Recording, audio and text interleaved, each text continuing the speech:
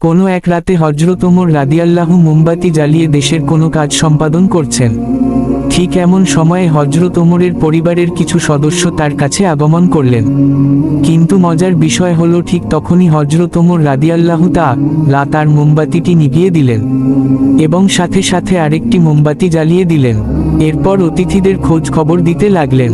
মেহমানদের থেকে কৌতূহলী এক ব্যক্তি ওমর রাদিয়াল্লাহু তাআলাকে জিজ্ঞেস করলেন, হে আমিরুল মুমিনিন, আপনি আমাদেরকে কেন আগের মোমবাতিটি নিভিয়ে দিলেন এবং নতুন করে এই বাতিটি জ্বালালেন? খলিফা হযরত ওমর বলল, আগের মোমবাতিটি ছিল রাষ্ট্রীয় সম্পদের, আমি এই বাতিটি দিয়ে রাষ্ট্রীয় কাজ করতেছি। কিন্তু তোমরা আমার আত্মীয়, তোমাদের সাথে আমার ব্যক্তিগত অনেক কথাই হবে, আর আমার নিজের জন্য আমি জনগণের কোন সম্পদ ব্যয় করতে পারি না, আর এসব সম্পদের বিষয়ে আল্লাহর কাছে আমাদেরকে জবাবদেহি করতে হবে। তাই তোমাদেরকে দেখে আমি ওই মোমবাতিটি জ্বালালাম। হযরত ওমরের এই জবাবে তার মেহমানরা অবাক হলেন, কারণ তারা এসেছেন আত্মীয়তার সুযোগে কোন সুবিধা লাভ করার জন্য।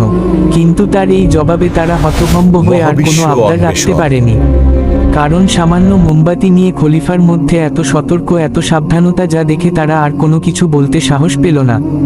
অন্য এক সময় একজন লোক খলিফার কাছে এসেছে অবৈধ সুবিধা নিতে।